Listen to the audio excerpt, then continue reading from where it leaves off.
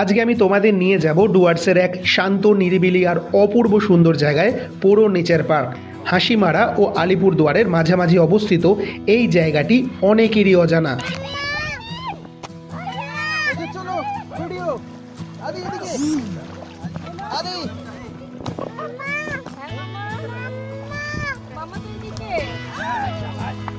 প্রকৃতির কোলে কয়েকটা নির্ভেজাল মুহূর্ত কাটানোর জন্য এর মতো জায়গা খুব কমই আছে। আর এইখানেই আদি জীবনে প্রথমবার একটি প্রাকৃতিক পাহাড়ি নদী দেখেছিল, উপভোগ করেছিল। ইন্ডিয়ান এয়ারফোর্স জীবনে আমায় অনেক কিছু শিখিয়েছে, অনেক কিছু দিয়েছে। আমাদের এয়ারফোর্সে একটা কাহাওয়াত আছে, এয়ারফোর্সের প্রথম পোস্টিং কেউ ভোলে না, কিন্তু আমার ক্ষেত্রে এটা একটু বেশি, কারণ আমার প্রতিটা পোস্টিংই ছিল খুব সুন্দর। আর এই লাস্ট পোস্টিং অ্যাট হাসিমারা আমাকে নিজের বাংলার ডুয়ার্সকে ঘুরে দেখার এক অপূর্ব সুন্দর সুযোগ করে দিয়েছিল। সুযোগ পেলেই আশেপাশের অচেনা জায়গাগুলো ঘুরে দেখতাম। সেই সময়ই বারবার এসেছি এই পোড়ো নেচার পার্কে। প্রথম পোড়োতে আসার ভিডিও এটা। নিজের অফিস কলিগদের সাথে পিকনিকে এসেছিলাম।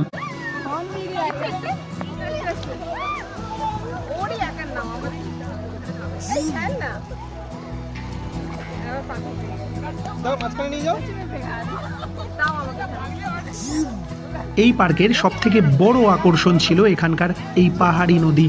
স্বচ্ছ ঠান্ডা জলের স্রোত, বড় বড় পাথর নয়, ছোট ছোট পাথর, চারিদিকে সবুজ বন আর নদীর কলকল শব্দ, সব মিলিয়ে যেন প্রকৃতির এক অনন্য সৃষ্টি। এই পাহাড়ি নদীর সাথে ছোট্ট আদির মেলবন্ধন। কখনো পাথর ছুঁড়ছে, কখনো জল, কখনো একভাবে তাকিয়ে থাকছে নদীর দিকে, কখনো নদীর স্রোতের শব্দ শুনে মুগ্ধ হচ্ছে। একজন বাবা মা হিসেবে সেই মুহূর্তগুলো আজও আমাদের কাছে অমলিন হয়ে আছে। আর এই ভিডিওটা সেইগুলোকেই ডিজিটাল ক্যানভাসে মনে রাখার জন্য, আমাদের পরিবারের কিছু অমূল্য মুহূর্তকে চিরদিনের জন্য ধরে রাখার একটি ছোট্ট প্রচেষ্টা।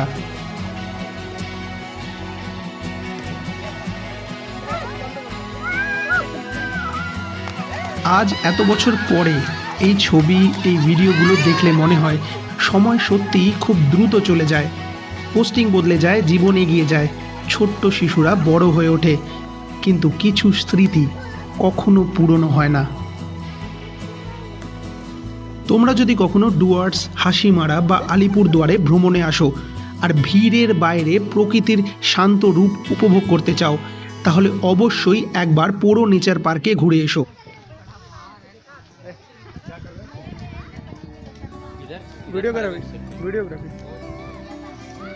আমার এন্টায়ার এয়ারফোর্স কেরিয়ারে হাসিমারা এমন একটা পোস্টিং ছিল যেখানে এত কোর্সমেট একসাথে পোস্টিং ছিলাম।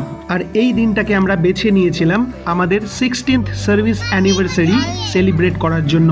আর এই দিনটা সেলিব্রেট করার জন্য আমরা বেছে নিয়েছিলাম পোড়ো নেচার পার্ক। অনেকে ছুটিতে ছিল তাই অ্যাটেন্ড করতে পারেনি, কিন্তু একজনের কথা আমি এখানে বলবো, সে অ্যাটেন্ড করতে পারেনি ডিউ টু সার্ভিস এক্সিজেন্সি, মানে হঠাৎ করে কাজ এসে যাওয়াতে, যেটা ডিফেন্সে খুব common. My very dear friend SK Singh. ইনি Mrs Singh. SK Singh join না করলেও মিসেস সিং জয়েন করেছিল। আমাদের বন্ধুদের গ্রুপের রিলেশনটা এতটাই মধুর আর সুন্দর ছিল। যদিও এই বিশাল গ্রুপের স্থায়িত্বটা ছিল অনেক কম দিনের, সবাই ধীরে ধীরে পোস্টেড আউট হয়ে গেল, বেঁচে রইলাম মাত্র কয়েকজন। हमने नहीं खोला, समधन जी ने पहले ढिंडोरा फीट दिया है। अभी दाल मिल गया?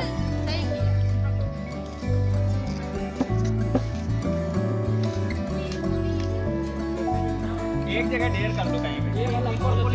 ये पॉलिथीन खाली है। यही रखो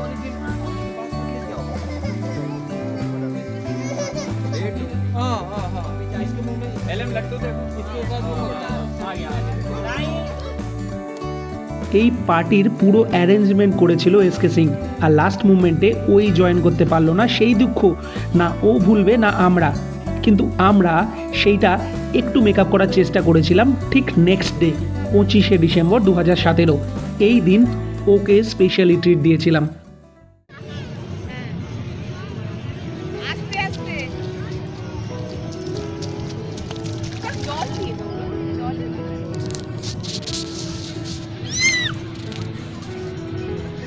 আমাদের ছোট্ট আদি এইভাবে নেচারকে পাশে নিয়ে বড় হয়েছে।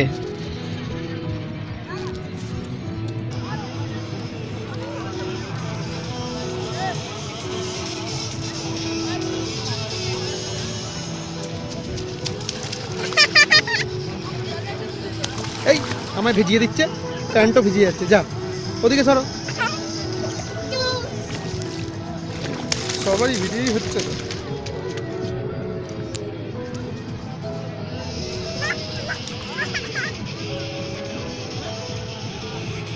ভিডিও হচ্ছে, পোজ দিয়ে দাঁড়িয়ে রয়েছে কেন?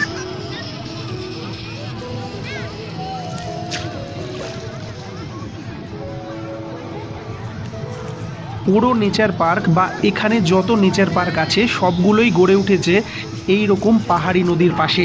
আর শীতকাল পড়লেই শুরু হয়ে যায় পিকনিকের ধুম। শনি রবিবার পা রাখার জায়গা পাওয়া যায় না, এত ভিড় হয় মাঝে মাঝে। এইখানে মানে ডুয়ার্স অঞ্চলে একটা of the record picnic season চলে 25 ডিসেম্বর টু 26 জানুয়ারি। এর মধ্যে এখানের লোকাল পাবলিক এবং আশেপাশের যারা আছে তারা এই সব জায়গায় ভিড় করে পিকনিকের জন্য। দূর দূরান্তের ট্যুরিস্টদের জন্য এই জায়গাগুলো এখনও অধরা। আর আমাদের সৌভাগ্য যে এয়ারফোর্সে পোস্টিং থাকার কারণে এই রকম অনেক জায়গা ঘুরে দেখার সুযোগ পেয়েছি। তাই আজকে তোমাদের সামনে বলতেও পারছি যে এখানে যেতে পারো, ভালো লাগবে।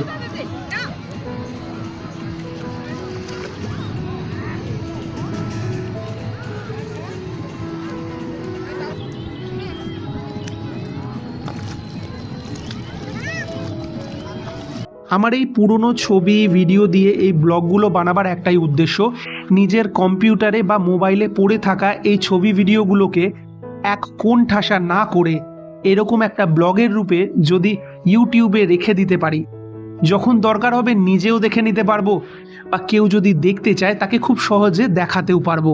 স্মৃতিচারণের সাথে সাথে কম্পিউটারের স্পেস সেভিংও হয়ে যাবে, তাই নয়?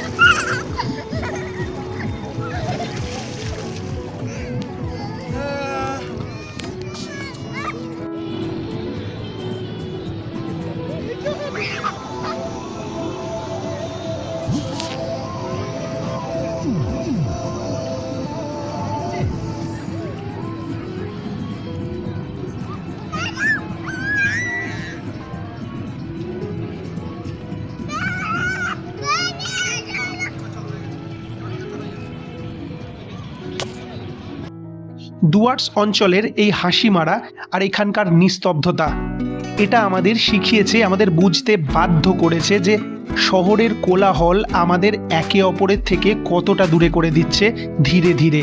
শহরের প্রয়োজনীয়তা এবং চাহিদার খেলায় আমরা ভুলে যাই একে অপরের সাথে সামাজিক হতে।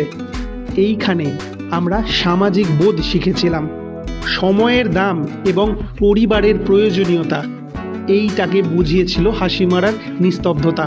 আমার এই বলা কথাগুলো দেখে, আমার এই ভিডিওটা দেখে, ছবিগুলো দেখে কারোর মনে হাসিমারা এবং তার আশেপাশের এই অফবিট জায়গার প্রতি যদি একটু ভালোবাসা জন্মায়, যেতে পারো, ঘুরে আসতে পারো। কিন্তু অবশ্যই শীতকালে যেও, গরমকালে এই জায়গাগুলো মোটেই ভালো লাগবে না যারা বাইরে থেকে ঘুরতে যাবে।